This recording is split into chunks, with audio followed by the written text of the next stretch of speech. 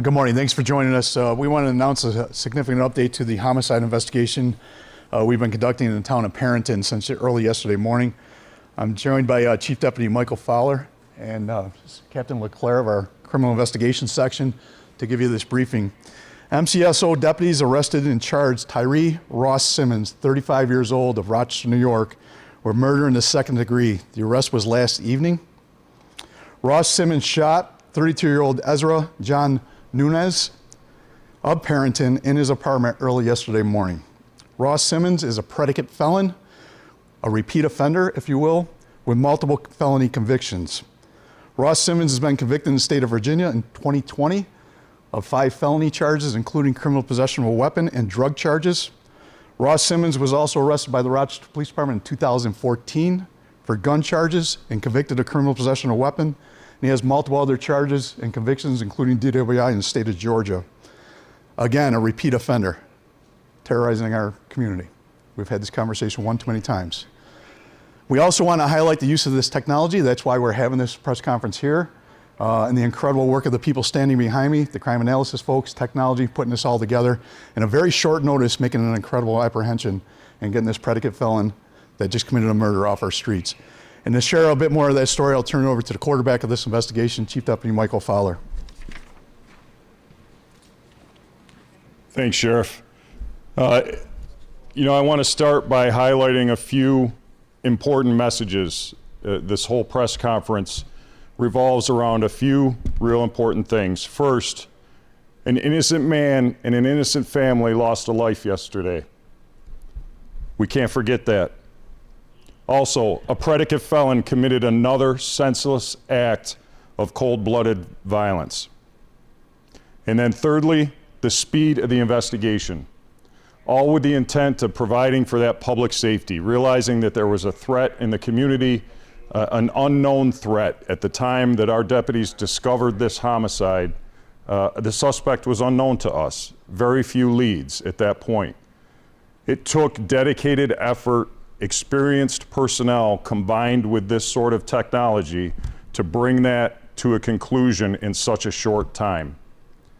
So, as we mentioned, the homicide took place early in the morning of Wednesday the 27th. Well, everyone's asleep. By the time they're waking up and the public is getting ready to go to work, our investigators had come up with a suspect name, a location, a vehicle description, and had resources on that person, following them, watching them, and getting ready to apprehend them. The investigation was led by our major crimes unit with the assistance of several resources, our special operations team with undercover deputies, uniformed deputies, patrol deputies in cars, all canvassing neighborhoods, looking for leads, looking for clues, talking to the local businesses, asking for video feeds from residents in that area, piecing together every little breadcrumb that they could possibly find in order to paint a bigger picture and lead this to a successful arrest. The plan was put into place, a safe, tactical plan looking to apprehend a suspect in the busy streets of downtown Rochester during the daytime. We don't take that lightly. That's risky business. This person's a cold-blooded killer. We know they have access to weapons, and we're looking to take them into custody. So those sorts of apprehensions, we don't take lightly. There's a lot of work that goes into that.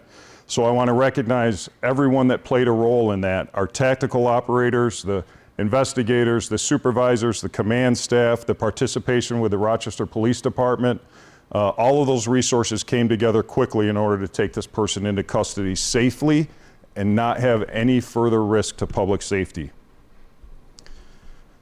I'm going to pause for a second. I'm going to turn this over to Captain LeClair, who runs our criminal investigations section. He's going to get into a little bit more detail about some of the investigative methods that we have available to us. We are not going to talk specific strategies or investigative techniques that were used. That will come out in the trial. So we won't answer every specific question, but the captain is going to attempt to paint a picture for you of those resources that we put into place. Captain? Thank you, Chief.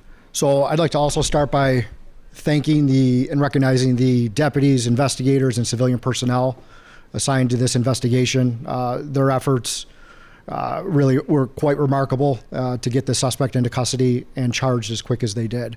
As far as the investigation itself, what I can say is that we've executed numerous search warrants, collected numerous pieces of evidence from multiple locations, multiple video sources that are still being reviewed and have been collected, interviewed multiple witnesses, attempted to interview the suspect, and we've conducted hours and hours of research on all of that evidence so far. The investigation, there's still a lot to do, and that's all I have at this time, unless there's questions.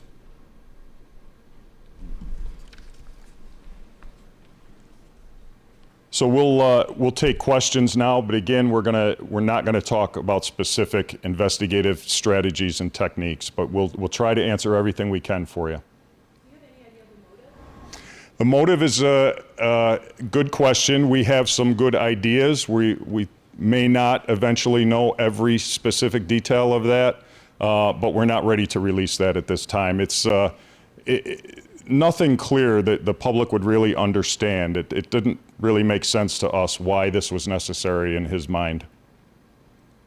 When did this all start? We heard over the scanner from Broadcastify, it might have started over on Lyle Avenue. A report came through or something along those lines. Can you kind of spell that out? Yeah, we're right now working with another victim in the case that called us from Lyle Avenue and had information about this instance. So we're working with that person out of their safety. We're not going to get into too much detail for this, but yes, there was a connection to Lyle Avenue that brought RPD into the picture to help assist us with this and put the pieces together. Did the two know each other? The shooter and the victim? Yes. Not to our knowledge, no. Did they live at the building? The victim did.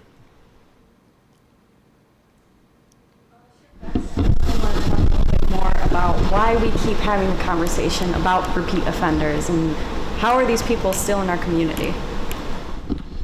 Yeah, that's the $1 million question that we keep on having the same conversation about. We have repeat offenders we've talked to. We've had multiple scenarios that we can paint the picture of how dangerous this is for our community, how much it costs us as taxpayers and the victims of these crimes. Dangerous people in our community. This is why we need a dangerous standard and a repeat offender standard, right? This is the repeat offender we keep on talking about. Again, that law we're talking about, the Protect Act, might not solve all these problems, but it gives us that tool that we've been begging for, that tool we can slow things down. In this case, again, I just want to illustrate, he's a repeat offender. He's got multiple gun charges in different states, right? He's got multiple felony convictions, and he's going out and doing what we consider a cold-blooded murder. There was really, as the chief deputy sees it, as we can see, there was no reason for this murder to occur.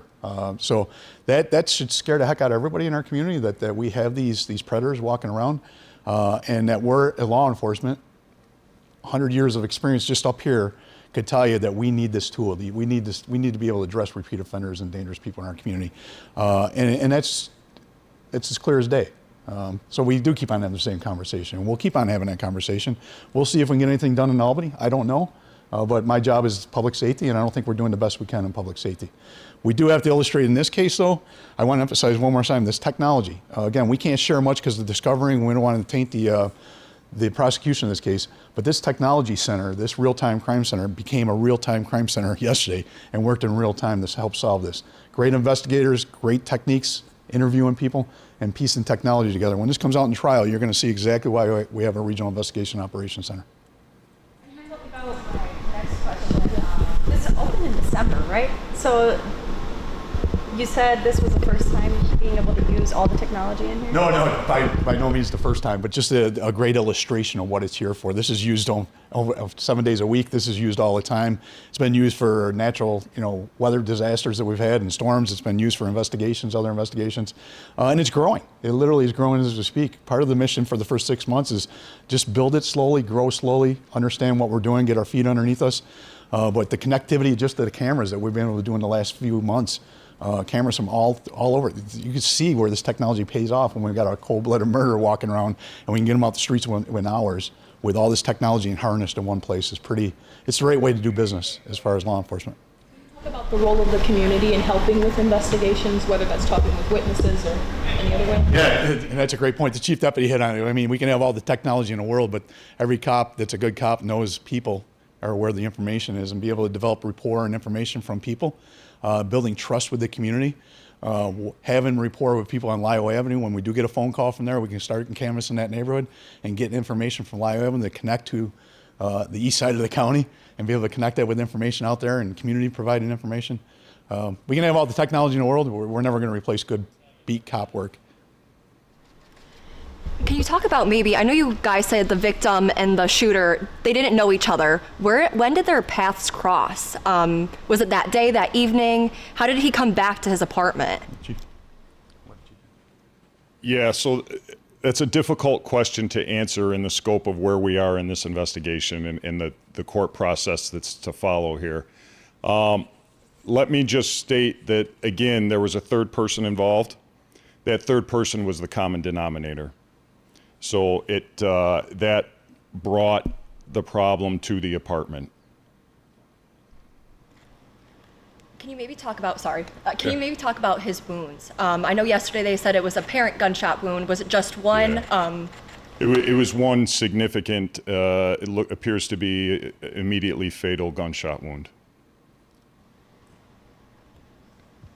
Again, as the sheriff mentioned, this operations center, it's been open since December. We've had success stories one after another. They gradually increase in the tools that they provide us, all the resources that we get out of it. But it's the people sitting up here and working on the outside that make the difference.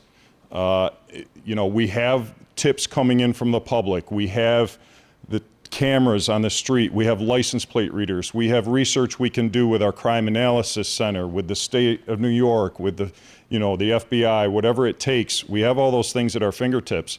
But if you don't have that experienced police officer or crime or threat analyst on the other end of that, interpreting it and understanding what it means and how to act on it and prioritizing that information, it's just added noise.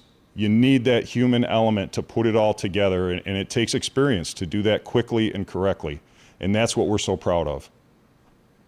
We've talked to people in the area, and they say it's a relatively quiet neighborhood. They're not used to something like this happening. Have you guys found that as well? Have you reported to this area before? Yeah, we've had calls to that location before, but nothing anywhere near significance, right? We could say that about every neighborhood. Sure, we get occasional calls to almost every neighborhood, but nothing nearly this significant. And of course, right, we don't expect this to happen in Perinton, but we shouldn't expect it to happen anywhere. Doesn't matter where you live. This is not acceptable, and we have to be willing to say that this isn't acceptable, and we have to do something about it.